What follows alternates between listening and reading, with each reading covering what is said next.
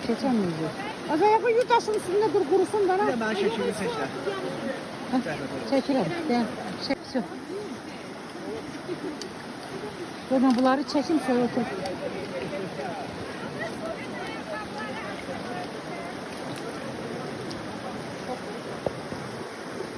Şuradaki bu kuru çay oldu yoksa kara çay oldu?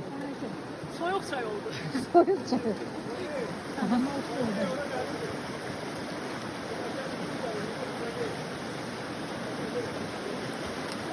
Ay Rafa yıkılmasa yaxşıdır bir dəqiqə. Kim? Rafa.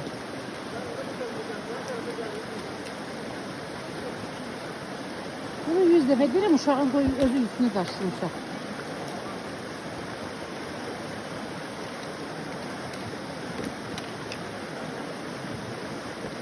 Kız ayakkabını soyulmak istemiyor.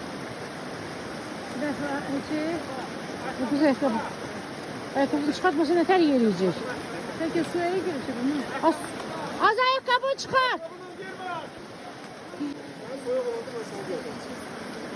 O gelip gelen o zirvelere çıkırsız narahat olmuyor. O rahat ol. Bu ayakkabını ben girmişim. Lık hiç. Bu boyutunu da çıkartır. Çünkü özür dilenmesinler. Ne kadar çıksa da bu şey. Şu oturak giyinir.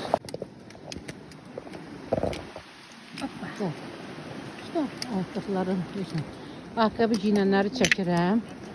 Sonra hansı daşlarla yüzünü toplanmağa çəkəcəm. Hamımız bax, oradan düşmüşük. Beləsinə.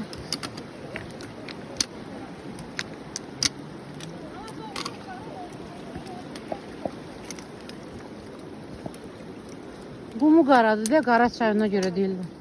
Qara qum, qəşəng qumdur. Asansörde su əməlli başlı qaraya başlıyor.